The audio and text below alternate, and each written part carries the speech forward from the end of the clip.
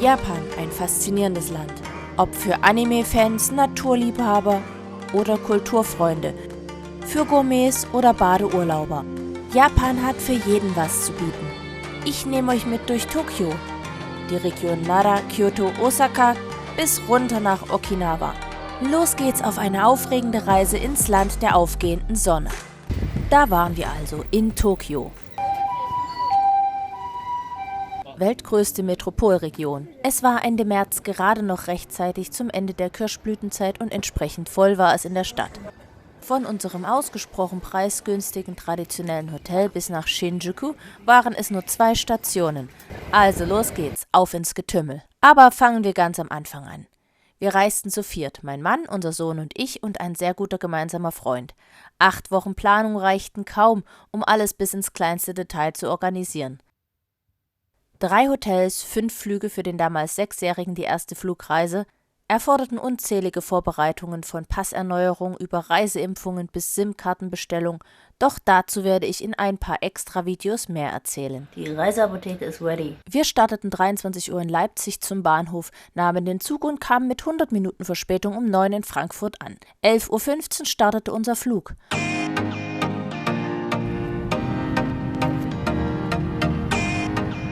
Jetzt sehen wir den ganzen Planeten mit einmal. Das sieht sehr stark nach einer Wüste aus.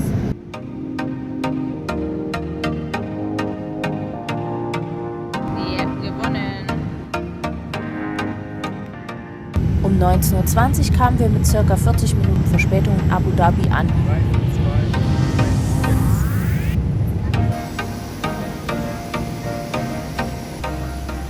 Und um 22 Uhr ging es weiter.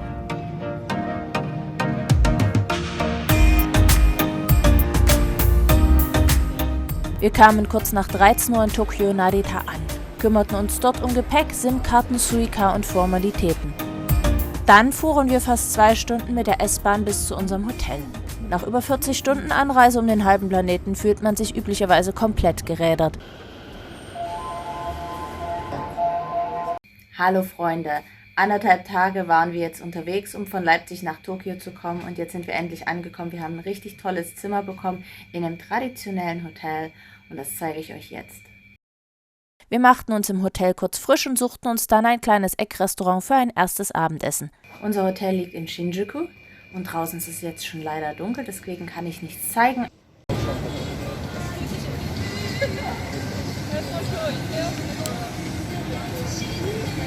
Da drüben haben wir gerade gegessen. Da gibt es auch sehr leckeres Bier. Wir schauten uns danach in der Gegend noch ein wenig um und entdeckten einen kleinen Schrein neben ein paar Getränkeautomaten, viele Spielhöllen und mehrere 24-Stunden-Läden. Wir nutzten die Gelegenheit zum Einkaufen. Und ganz ehrlich, Google Translate hat uns so oft den Allerwertesten gerettet. Gerstentee. Ja. Bier. Nein, das ist Barley-Tee. Was ist das jetzt, das Grüntee und das andere? Grüner Tee, Oolong-Tee und Barley-Tee. Anschließend kuschelten wir uns in unsere Futons und freuten uns auf die kommenden 3,5 Wochen Japan-Urlaub. Guten Morgen, gestern also Anreise, der Blick aus dem Fenster zeigt, wir sind in Tokio, heute erster Tag. Nach einem ausgewogenen Frühstück ging's zur nächsten Bahnstation und direkt nach Shinjuku. Unsere knurrenden Mägen besänftigten wir mit einem japanischen Burger ganz in der Nähe einer Tanzschule. Ein richtiges Ziel hatten wir nicht, einfach random die Stadt erkunden. Da ist ein Schrein und Kirschblüten. Da lief uns plötzlich ein Tempel über den Weg. Einfach so. Nichts wie rein, dachten wir. Immerhin gab's hier die ersten Kirschblütenbäume der Reise zu sehen.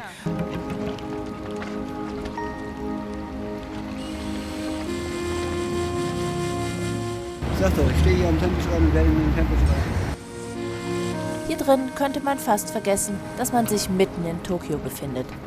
Da ist noch ein schöner Kirschblütenbaum übrig. Die Kirschblüte ist hier nämlich eigentlich schon vorbei. Und hinter dem Tempel erstreckt sich ein recht weitläufiger Friedhof.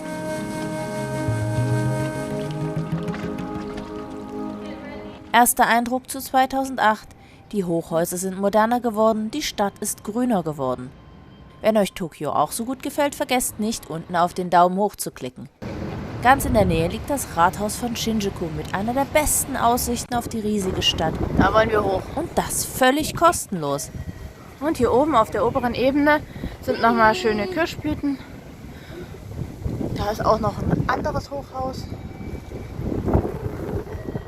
Die lange Schlange löste sich in wenigen Minuten auf und wir konnten die Riesenmetropole von oben sehen. Die Stadt ist wirklich sagenhaft gigantisch.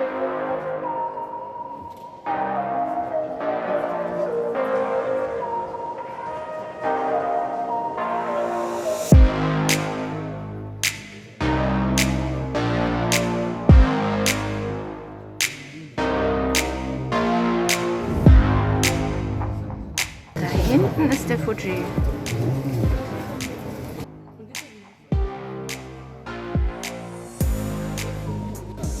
Und hier gibt es natürlich auch den ganzen Kram für die Touristen.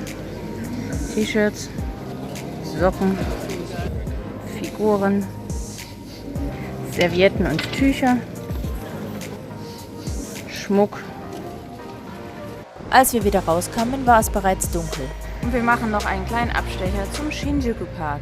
Hier sieht man ein bisschen die Karte. Im nahegelegenen Shinjuku-Koen hatte man die Kirschblütenbäume eindrucksvoll beleuchtet. Es gibt hier übrigens auch überall öffentliche Toiletten und die sind fast alles richtig sauber und kostenlos. Da oben waren wir jetzt gerade.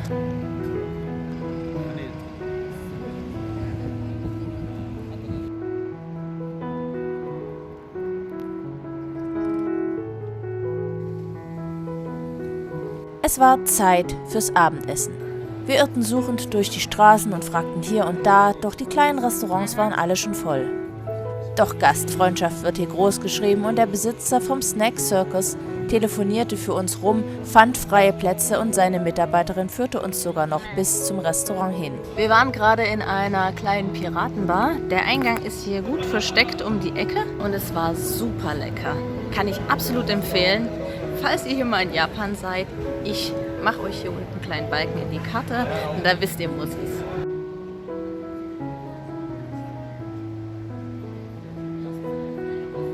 Der erste Tag endet hier. Morgen geht's ins Grüne und wenn ihr wissen wollt, wie es weitergeht, lasst ein Abo da, teilt das Video gern mit anderen Japan-Fans und schreibt gerne in die Kommentare, worauf ihr euch am meisten freut. Und damit ciao bis zum nächsten Video.